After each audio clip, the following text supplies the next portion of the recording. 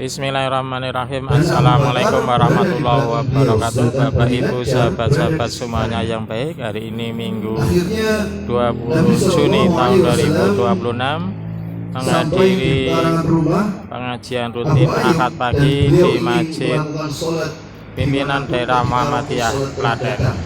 Ini lokasinya pinggir jalan raya Jogja Solo, tepatnya pada BPPD Klaten.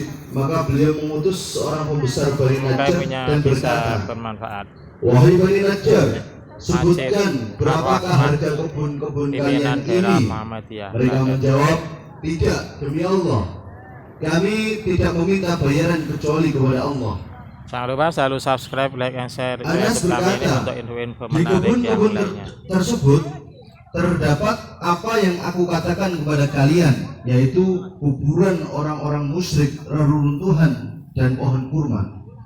Maka Nabi SAW memerintahkan agar kuburan orang-orang musyrik tersebut untuk digali, dipindahkan, meratakan reruntuhan dan menebang pohon-pohon kurma, lalu dijajarkan menghadap kiblat masjid.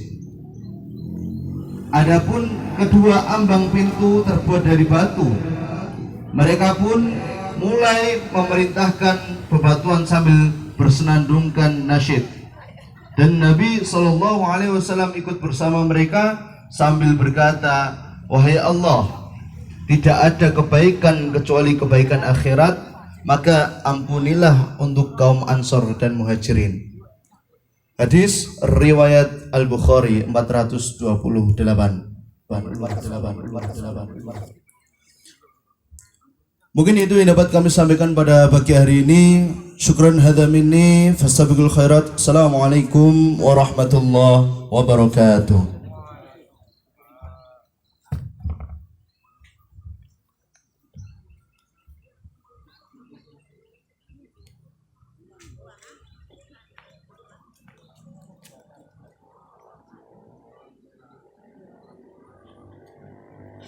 Assalamualaikum warahmatullahi wabarakatuh.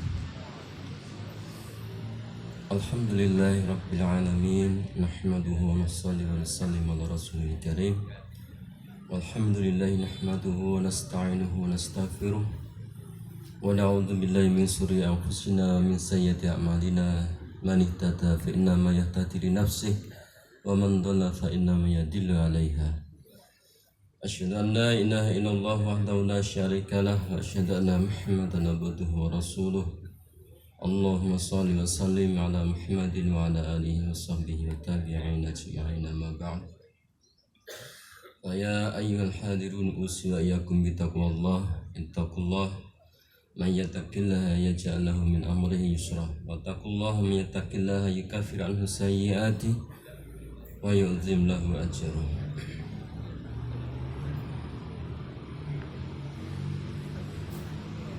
Saudaraku yang dimuliakan Allah Subhanahu wa taala, jamaah pengajian Ahad pagi Masjid Ar-Rahmah Pimpinan Daerah Muhammadiyah Kabupaten Klaten. Semestinya lah kita memanjatkan syukur pada pagi hari ini. Allah limpahkan kita nikmat yang demikian luas. Terasa betul pada kesempatan pagi hari ini Allah berikan kita nikmat berupa kesehatan, berupa kelapangan waktu, dan Allah ringankan langkah kita untuk menuju majelis yang mulia ini, majelis kebanggaan kita untuk melanjutkan kembali usaha kita untuk memperluas ilmu agama kita sebagai bekal perbaikan ibadah kita kepada Allah Subhanahu wa taala. Semoga Allah limpahkan salawat dan salam untuk junjungan kita Nabi Agung Muhammad sallallahu alaihi wasallam, dan juga untuk keluarga, sahabat dan semua umat beliau hingga hari kiamat. Moga Allah Subhanahu wa taala menggolongkan kita umat yang mendapatkan syafaat dari baginda Nabi sallallahu alaihi wasallam. Saudara-saudaraku yang dimuliakan Allah Subhanahu wa taala, pengajian Ahad pagi pada kesempatan pagi hari ini adalah edisi ke-87. Sedangkan Yang akan memberikan tausiah pada kesempatan ini adalah Ustadz Arif Munandar LC. Beliau adalah Wakil Ketua Majelis Tarjih dan Tajdid Pimpinan Daerah Muhammadiyah Kabupaten Klaten. Alhamdulillah sudah hadir bersama kita. Pengajian akan mengangkat tema korupsi dan akibat buruknya. Baiklah, marilah kita mulai pengajian pada pagi hari ini dengan bacaan basmalah. Bismillahirrahmanirrahim. Selanjutnya marilah kita simak pengajian dari Bapak Ustadz Arif Munandar LC. Kepada beliau kami persilakan.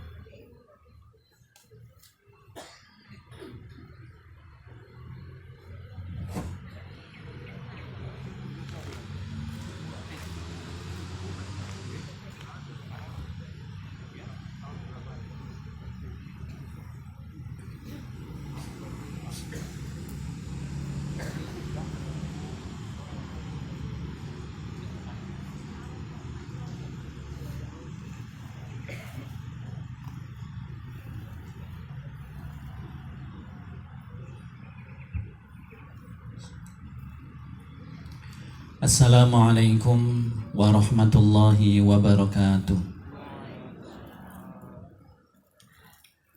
Alhamdulillahi rabbil alamin, ghafirid dhanbi wa qabilit tawbi syadidil iqabi dit-tawli la ilaha illa huwa wa ilaihil masir.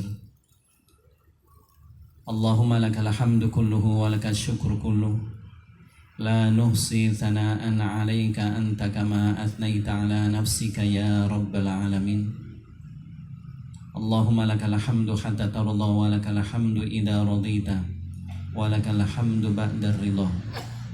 اللهم لك الحمد كما ينبغي لجلال وجهك الكريم وعظيم سلطانك يا حي يا قيوم يا ذا الجلال والإكرام. أشهد أن لا إله إلا الله وحده لا شريك له وأشهد أن محمدا عبده ورسوله. اللهم صل وسلم وبارك على نبيك ورسولك وحبيبنا وقرة أعيننا محمد وعلى آله وصحبه أما بعد. يا أيها الذين آمنوا اتقوا الله حق تقاته ولا تموتن إلا وأنتم مسلمون. Bapak-bapak dan ibu-ibu, saudara-saudara dan adik-adik yang saya hormati, saya cintai, wabil khusus pada sesepuh kita, Bapak Profesor Wisnu, salah satu Ketua PDM Kabupaten Klaten yang hadir pada kesempatan pagi hari ini. Syukur alhamdulillah di kesempatan pagi hari ini Allah masih melimpahkan nikmatnya kepada kita semuanya. Kita bisa bersama-sama hadir di tempat ini dalam keadaan sehat, tidak kurang suatu apapun. Dan kita memohon kepada Allah semoga kita senantiasa dijaga dan dilindungi oleh Allah Subhanahu wa Ta'ala. Amin ya Rabbal Alamin. Salawat serta salam semoga Allah limpahkan untuk junjungan kita Nabiullah Muhammad sallallahu alaihi wasallam, kepada keluarga beliau, para sahabat dan segenap pengikut beliau sampai hari kiamat. Dan mudah-mudahan kita semuanya digolongkan oleh Allah termasuk di antara pengikut baginda Nabi sallallahu alaihi wasallam. Amin ya Rabbal Alamin. Bapak Ibu yang kami hormati, tadi disampaikan untuk tema kajian pada pagi hari ini kita akan mengangkat tentang korupsi dan akibat buruknya. Bapak Ibu sampun pirsa korupsi napa dereng? Korupsi niku napa? Gambare tikus nggih. Biasanya pun kalau ada ilustrasi korupsi, ada orang berdasi, pakai dasi, pakai jas, pakai dasi, terus kepalanya kepala tikus. Niku dipersepsikan buruk seperti itu Itu orang-orang pada takut korupsi atau tidak? Nggak ngefek dong ya. Umpama korupsi itu diganti istilah maling, ngoten pripun?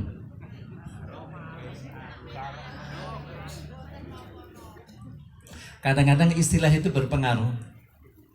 Koruptor, kalau nama koruptor itu kan ke Inggrisan dong ya. Jadi, orang tidak takut melakukan korupsi. Na'udzubillahi min dzalik. Bapak Ibu yang dimuliakan oleh Allah Subhanahu wa taala, kita sepakat bahwa yang namanya korupsi itu satu perbuatan yang buruk, satu perbuatan yang tidak baik. Baik dilihat dari sisi hukum Islam maupun dilihat dari sisi hukum yang lain. Dari etika juga tidak baik. Kemudian dilihat dari hukum positif juga tidak baik. Apalagi kalau dilihat dari hukum Islam. Disebutkan bahwa secara umum pengertian korupsi adalah semua tindakan tidak jujur yang memanfaatkan jabatan atau kuasa untuk mendapatkan keuntungan bagi pribadi atau orang lain. Intinya bahwa menyalahgunakan kekuasaan untuk mendapatkan keuntungan. Sehingga korupsi itu pada prinsipnya menggunakan wewenang yang diberikan untuk memperkaya diri atau kelompok, baik tingkatannya jabatan tinggi atau jabatan rendahan. Enten boten menteri korupsi, kata enten boten ketua RT korupsi, enten tau nggih sing dikorupsi nopo? Kurup no mboten niku. Pejabat tinggi korupsi M sekian T ngono. Kalau RT sing ingkang dikorupsi pinten? Karena mengkorupsi itu kalau sekarang nyuwun ngapunten merata. Dulu kan ada orang Tionghoa namanya Edi Tansil. Ya, korupsi itu melarikan diri. Zaman itu kita menganggap korupsi itu perbuatan yang sangat buruk, musuh negara.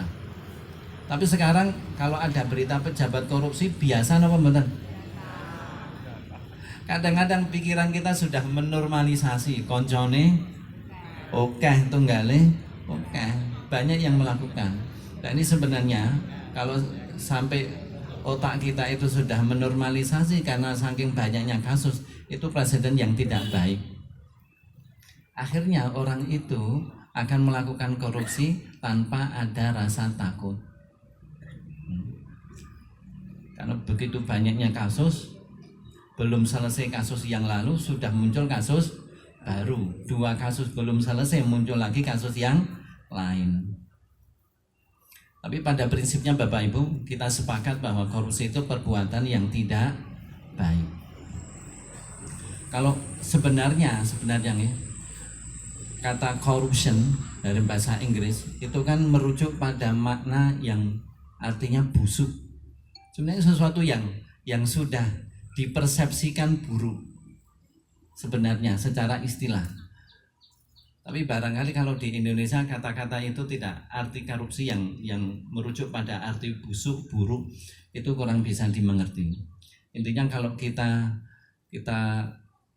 memaknai korupsi biasanya hanya sekedar memahami orang yang mengambil hak bersama yang belum menjadi miliknya untuk dimiliki secara pribadi atau secara kelompok. Bapak Ibu, yang akan kita bahas pada kesempatan kali ini itu korupsi dari perspektif agama Islam.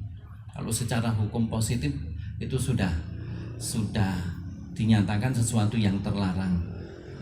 Secara agama Islam pun juga sudah terlarang. Cuman kita pengen mendalami kira-kira akibat buruknya di dunia dan akhirat apa. Ngapunten, sekarang orang korupsi itu kalau cuman ditakut-takuti dikunjoro mboten wedi. Nggih napa mboten? Korupsi sekian miliar, 100 miliar, langsung dikunjoro divonis 4 tahun. Terus di dalam penjara berkelakuan baik, mendapatkan remisi 6 bulan, jadi 3,5 tahun. Nanti ada remisi Idul Fitri 6 bulan, jadi 3 tahun. Nanti ada remisi 17 Agustus 6 bulan. Misalnya loh nggih, dapat remisi lagi setengah tahun, akhirnya cuma 2,5 tahun. Habis itu masih bisa menikmati habis korupsi nang ngoten nggih. Nggih napa mboten? Jangan. Ampun nggih, mosok korupsi jadi pilihan. Tapi itulah yang terjadi. Korupsi. Kemudian kan ada napa menika istilahipun dipamerke ngoten niku lho, ngangge rompi napa? Niku bar dipoto-foto dada-dada. Ini koruptor loh, masih sempatnya itu dada-dada dan tersenyum manis. Seharusnya kan tertunduk malu seharusnya. Tapi memang ketika Allah Subhanahu wa taala sudah mencabut rasa malu, ya, rasa malu itu perbuatan buruk pun tidak menjadikan seseorang malu. Na'udzubillahi min dzalik. Rasulullah sallallahu alaihi wasallam bersabda kepada kita semuanya, wal haya'u minal iman. Rasa malu itu termasuk bagian dari iman. Bapak Ibu yang dimuliakan Allah Subhanahu wa taala, pada tahun 2000 MUI telah mengeluarkan fatwa yang itu berkaitan dengan hukum riswah, hukum menyuap dan hukum ghulul. Ghulul itu ada pengertian khusus terkait masalah syariat nih. Tapi nanti diterjemahkan secara umum, ghulul itu korupsi. Secara asal, Bapak Ibu, yang namanya ghulul itu mencuri atau mengambil harta ghanimah yang belum dibagi untuk dimiliki sendiri. Asal kata, asal penggunaannya. Ghanimah itu adalah harta rampasan perang. Kaum muslimin dulu ketika berperang kemudian menang, maka harta rampasan musuh dikumpulkan, nanti akan dibagi.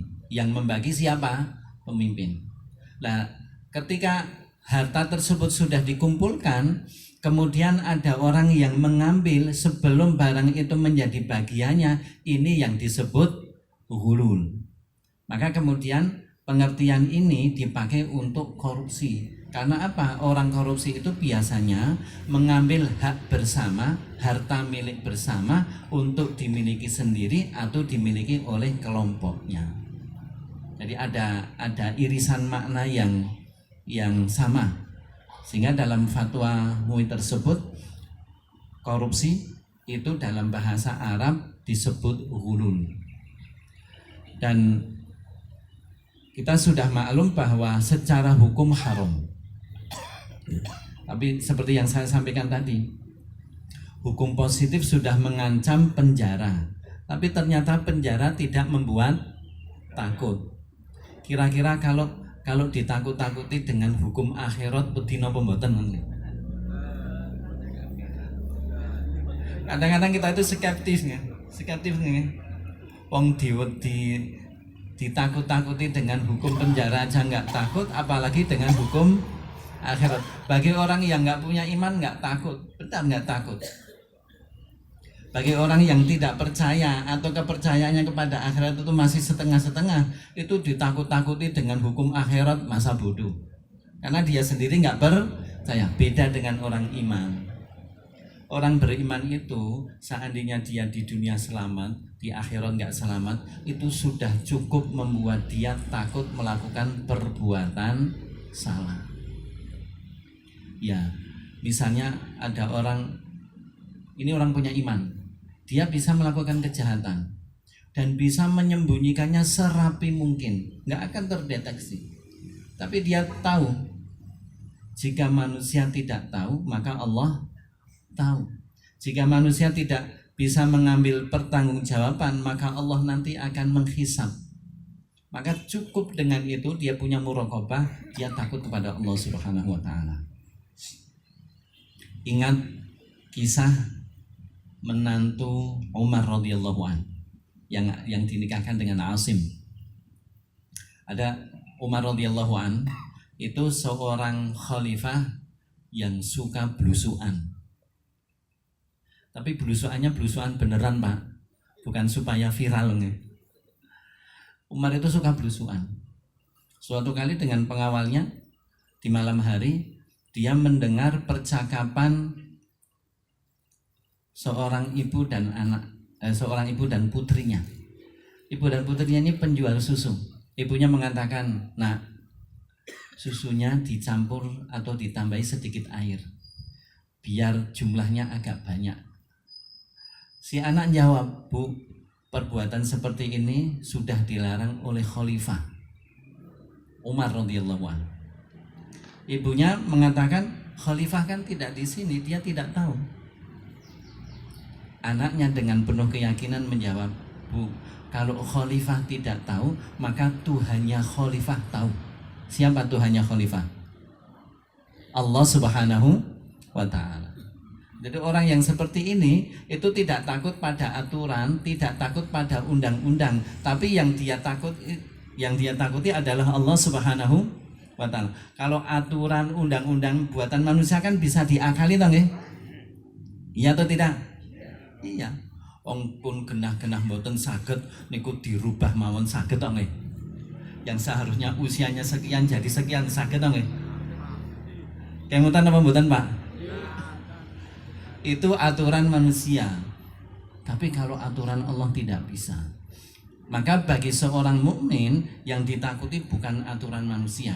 Bagi seorang mukmin itu yang ditakuti adalah Allah Subhanahu wa ta'ala. Kalau Allah mengharamkan, maka bagi dirinya sesuatu tersebut harus ditinggalkan. Bapak Ibu yang dimuliakan Allah Subhanahu wa ta'ala, ini bahayanya korupsi. Kita melihatnya dari perspektif ayat-ayat dan hadis. Ini menjadi bekal kita agar nanti kalau kita tergoda korupsi, nggak jadi korupsi. Tapi sebelumnya saya contohkan, apa kita bisa tergoda korupsi, Bapak Ibu? Bisa nggak? Kapan kesempatan kita korupsi?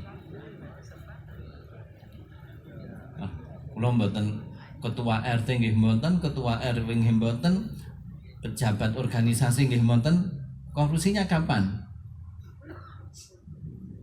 Yo ngapunten, kita habis saja melakukan Idul Adha.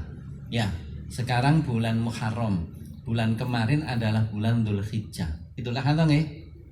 Enten mboten pelaksanaan penyembelihan kurban niku atine sapi ilang.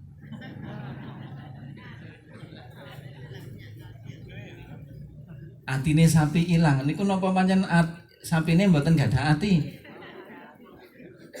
Ada enggak? Kalau yang ngambil yang korban oke, enggak apa-apa karena dia punya hak.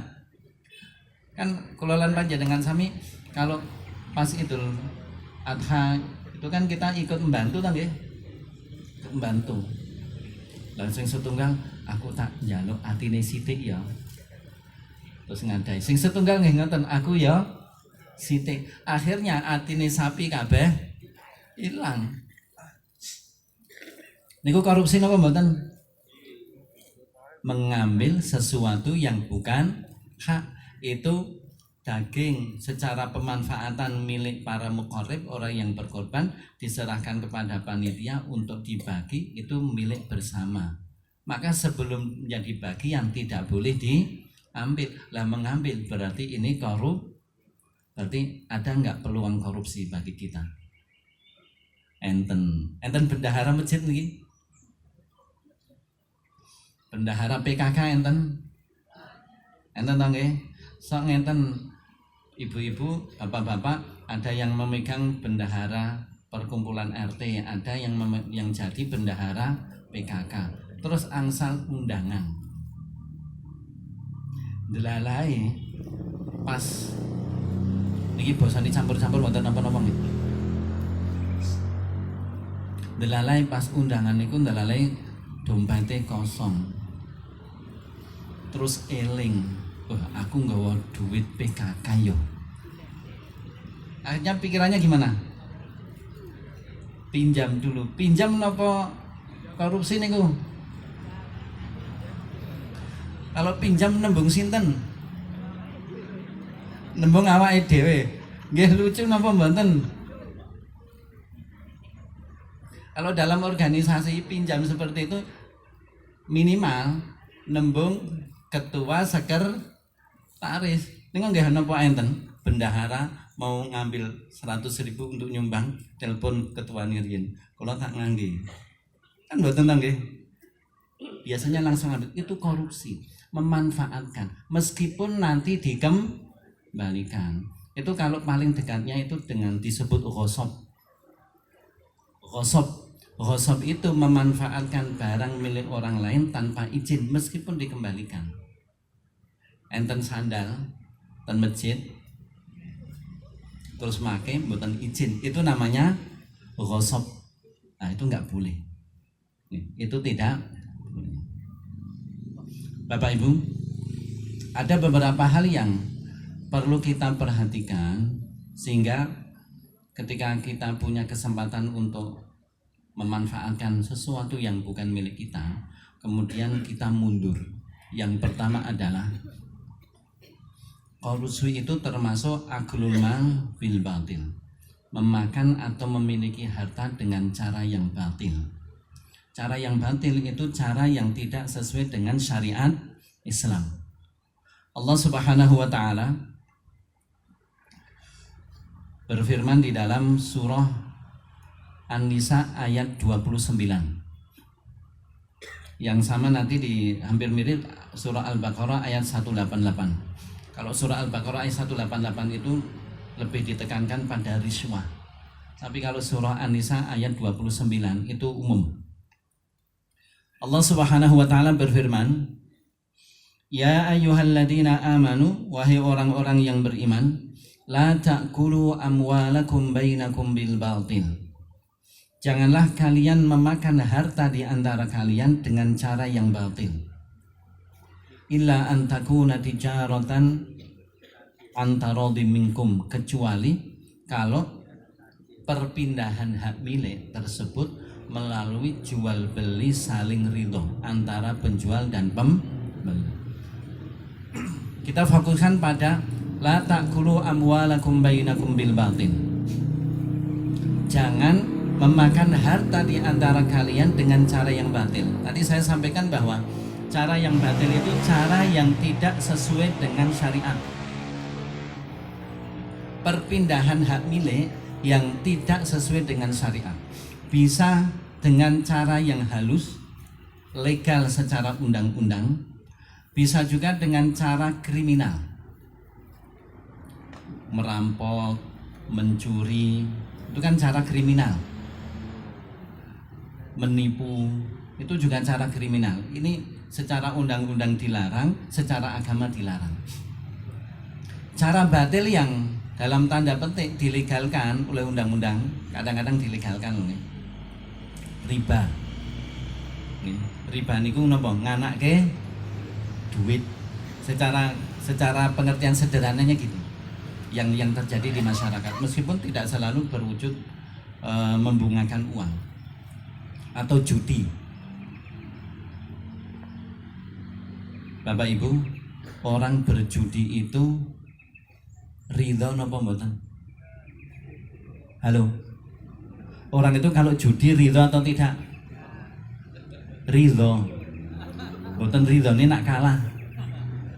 Kalau kalah kan getun, jadi nggak ridho. Orang berjudi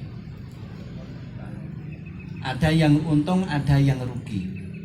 Itu perpindahan hak miliknya disebut perpindahan hak milik dengan cara yang batil karena tidak sesuai dengan syariat. Kadang-kadang judi itu kadang-kadang tersamar loh nih. Bapak-bapak ada yang suka mancing, Pak? Enten sing seneng mancing napa mboten? Masuk ke pemancingan, bayar 10.000. Kemudian ada 2 ekor dilepas. Pun jenengan pancing, waktunya 1 jam. Niku nak untung nggih 1 jam oleh akeh, nak mboten untung nggih 1 jam ora oleh. Ngoten to nggih? Niki judi napa mboten? Judi itu membeli dan sesuatu yang dibeli belum tentu didapat. Atau misalnya bapak-bapak, ini biasanya buat bapak-bapak. Ada 5 orang, iuran 20.000, 20.000, 5 orang jadi 100 nanti diberikan ikan yang besar-besar, katakanlah dapat 5, terus dilepas. Terus 5 orang ini berlomba mancing. Ada yang dapat 2, ada yang dapat 3, ada yang nggak dapat. Kalau 5, yang 1 dapat 2, yang 1 dapat 3, berarti yang 3 nggak dapat toh nih. Judi atau tidak? Niku nggih di dunia pemancingan enten mboten niku. Halo bapak-bapak. Enten toh nggih? Itu judi. Tapi kadang-kadang dikemas untuk senang-senang, enten toh nggih? Itu untuk fun-fun saja. Tapi itu hakikatnya adalah judi. Oleh karena itu kita harus hati-hati melihat satu aktivitas yang biasanya dinilai sebagai permainan, tapi ternyata di sana masuk unsur judi. Ibu-ibu nanti mboten puteranipun ingkang alit niku enten boneka capit ngoten niku nggih. Enten nggih, boneka capit niku bayar pinten? 1.000. Terus nanti mencapit ngoten nggih. Kadang dapat, kadang tidak. Sering tidaknya nggih. Judi atau tidak itu? Judi. Oleh karena itu kalau anak-anak atau cucu minta seperti itu jangan dituruti, karena itu judi. Lebih baik diberikan boneka. Jadi kembali ke yang pertama tadi, bahwa Allah Subhanahu wa Ta'ala melarang kita mengambil harta orang lain, disebutkan dengan kata memakan. Kenapa? Karena pemanfaatan harta yang paling fundamental, yang paling utama itu adalah makan. Karena kebutuhan utama kita yang paling utama adalah makan. Maka kebutuhan pokok itu 3. Pangan, lajeng ibar pangan apa? Sandang, papan. Ini 3 ini urut loh nggih, ampun diwalik loh nggih. Jangan mikir papan dulu sebelum bisa makan. Karena kalau mikir papan dulu mboten dahar, akhiripun mati omahe dadi wonge mati. Maka kebutuhan dasar itu makan. Setelah makan lebih beli pakaian dulu, jangan mikir omah. Duwe omah ning ora ndek klambi. Maka pangan, sandang, baru mikir yang ketiga. Dan ini Allah adil, kebutuhan yang paling dasar dibuat murah. Makanan itu kan yang paling murah tangge di antara ketiganya. Paling murah, sedengan, terus paling mahal. Maka Allah tadi menggunakan diksi la ta'kulu amwalakum bainakum bil batil. Jangan kalian makan harta kalian dengan cara yang batil. Tidak boleh bantah gini, Pak, korupsi saya bukan untuk makan, untuk membangun rumah tadi. Karena penyebutan makan itu karena pemanfaatan harta yang paling utama adalah untuk makan. Larangan memakan harta orang lain dengan cara yang batil itu larangan mengambil harta mereka dengan cara yang batil untuk keperluan apapun, hatta untuk ibadah. Ada orang yang pingin sodakoh, saya napa menten niatnya sodakoh, tapi nggak punya yang disodakohkan. Iya ya, supaya duwe terus maling, terus mencuri, terus delalan iki nggih rada pinter pencuri nih. ngeyem-yem awake dhewe, menghibur diri dengan apa? Ada kaidah al-ghayah tubarrirul wasilah. Tujuan mempositifkan alat. Kalau tujuannya baik, maka alatnya jadi baik, caranya jadi baik. Ini nyuwun ngapunten penggunaan kaidah yang tidak tepat. Maka meskipun seseorang itu niatnya baik, kalau caranya tidak baik, maka akhirnya juga tidak baik. Orang korupsi, tujuannya korupsi untuk ibadah. Apik napa mboten? Halo. Orang korupsi tujuannya untuk naik haji. Saya napa mboten? Nggih mboten. Kita melihat dasarnya korupsinya itu nggih. Orang tidak haji enggak dosa kalau dia tidak mampu. Tapi kalau orang korupsi pasti dosa. Sepakat nggih? Sepakat. Ini Bapak Ibu-ibu, umpami ada orang korupsi, kemudian korupsinya 1 miliar, yang 500 juta itu dibagikan kepada jamaah pengajian Ahad pagi Masjid Ar-Rahmah. Saya nama mboten. Nah ini kadang-kadang loh bapak-bapak dan ibu-ibu, kadang-kadang persepsi kita itu dipengaruhi oleh kita dapat bagian atau tidak. Kalau kita dapat bagian, oke, nggak apa-apa.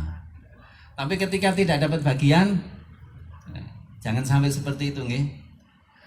Kadang-kadang ada orang korupsi, kemudian sebagian korupsinya itu dicuci, istilahnya ada money laundering, pencucian uang supaya dilihat legal.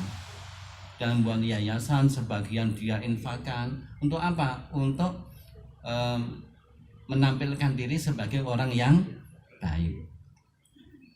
Maka kalau dia menggunakan hasil korupsi itu digunakan untuk yang baik, maka Allah tidak akan menerima. Itu nanti ada hadisnya. Jadi intinya Bapak Ibu bahwa yang pertama, korupsi itu sama dengan mencari harta dengan cara yang batil, dengan cara yang tidak sesuai dengan ajaran Islam, dan itu dilarang oleh Allah Subhanahu wa taala. Yang kedua,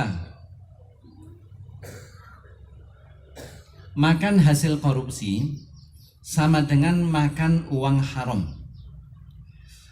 Memakai baju hasil korupsi sama dengan memakai baju yang haram. Memakan sesuatu yang haram sama dengan memakan bara api. Ada orang korupsi, terus jajan sate di dahar. Niku rasane rasa nopo? Nggih sate nggih. Nggih sate nggih, tetep sate. Tapi nanti di akhirat jadi apa? Neraka, jadi api. Na'udzubillahi min dzalik. Dalam surah An-Nisa ayat 10, ini secara umum ya. Ini secara umum dalil makan sesuatu yang haram. Allah Subhanahu wa taala berfirman, surah An-Nisa ayat 10, ini berkaitan dengan memakan harta anak yatim. Tapi secara umum ini menjadi patokan atau dalil bahwa memakan harta yang haram itu akan menjadi bara api di akhirat. Allah Subhanahu wa taala berfirman, "Innal ladzina ya'kuluna amwalal yatama." Sesungguhnya orang-orang yang memakan harta anak yatim, innama ya'kuluna fi butunihim nar. Sesungguhnya tiada lain, ia memakan api di dalam perutnya. Yang dia masukkan itu adalah api. Wa sayaslawna sa'ira. Dan mereka akan masuk ke dalam neraka sa'ir. Ini secara tekstual hukuman bagi orang yang mengambil harta anak yatim. Kemudian surah Al-Baqarah ayat 174. Ini orang yang menyembunyikan kebenaran karena ada keuntungan duniawi. Innal ladzina yaktumuna ma anzalallahu minal kitab Sesungguhnya orang-orang yang menyembunyikan apa yang Allah turunkan dari Alkitab, dari Quran. Ada ajaran dalam Al-Quran, hukum dalam Al-Quran, karena kalau disampaikan akan menghilangkan bagian dia, akhirnya ditutup. Atau dia menukar kebenaran dengan harta duniawi. Wa yashtaruna bihi thamanan qalila, dan menjualnya dengan harga yang sedikit, mendapat keuntungan duniawi. Ulaika ma ya'kuluna fi butunihim illan nar. Mereka itu pada hakikatnya tidak memasukkan dalam perut mereka kecuali api neraka. Wala yukallimuhumullahu yaumal qiyamah. Allah tidak bicara pada mereka pada hari kiamat. Wala yuzakkihim, dan tidak membersihkan dosa mereka. Walahum adzabun alim, dan bagi mereka siksaan yang pedih. Dua ayat yang keduanya sama-sama menyinggung makan harta dari hasil yang haram. Pertama, makan harta anak yatim. Kedua, menjual kebenaran. Satu hadis dari Rasulullah SAW, beliau bersabda, ayyuma lahmin nabata min suhtin fannaru aula bihi. Daging apapun yang tumbuh dari makanan haram, maka neraka paling layak membakarnya. Na'udzubillahi min dzalik. Jadi bapak-bapak dan ibu-ibu, hasil korupsi yang dibelikan baju untuk menutup tubuh, menutup aurat, atau dimakan, atau dibangun jadi rumah, atau untuk apapun, itu menyebabkan siksa neraka. Di akhirat, di dunia memang tidak kelihatan, tapi nanti di akhirat baru merasakan. Kalau misalnya hasil korupsi tadi dinikmati dalam bentuk makanan, ketika makannya ya enak, nyaman, apalagi kalau di rumah makan yang berkelas gitu nih, mewah, tetapi hakikatnya yang dimakan adalah api neraka. Kita bayangkan, iki bayangke mawon pun wedi kudune nggih. Di dalam hadis Rasulullah SAW, beliau menceritakan siksaan penghuni neraka yang paling ringan. Itu kalau bara api ditaruh di bawah telapak kaki, niku otakipun umup, mendidih. Kira-kira bagaimana kondisi tubuhnya? Bara api di bawah kaki, kemudian otaknya umup, mendidih. Kira-kira tubuhnya bagaimana? Hancur tidak? Hancur. Tubuhnya hancur. Itu padahal baru di bawah telapak kaki. Bagaimana kalau bara api ini masuk ke perut? Semakin hancur enggak? Semakin hancur. Tapi bisa jadi Allah Subhanahu wa Ta'ala tidak membuat hancur supaya apa? Supaya merasakan siksa. Bara api masuk ke perut, panas tapi nggak hancur. Liyadzuqul adzab, supaya mereka merasakan siksa. Ada sebuah ayat dalam surah An-Nisa ayat 56, ini menceritakan gini. Orang-orang yang dimasukkan ke neraka, kullama nadijat juluduhum baddalnahum juludan ghairaha. Setiap kali kulit mereka matang, kami ganti dengan kulit yang baru. Kemudian Allah menambahkan liyadzuqul adzab, supaya mereka merasakan siksa. Kenapa gitu Bapak Ibu? Rahasianya apa? Coba saya menikah astonipun tingkatan nggih. Tapi dijiwit banter. Terus sakit napa mboten? Sehat berarti nggih. Berarti sehatan niki? Sehat, sarafnya sehat. Tapi kalau gini dijiwit mboten sakit, sehat napa mboten? Kadang-kadang dokter niku Kalau memeriksa orang gejala stroke niku meriksane ngangge pukul cilik nggih. Sing kang dituthuk napa nipun? Dengkul. Tek tek tek sakit mboten, Pak? Aduh sakit. Alhamdulillah. Berarti sarafnya sehat. Tapi kalau dituthuk sakit mboten, mboten krasa, Pak. Inna lillah. Itu rahasia.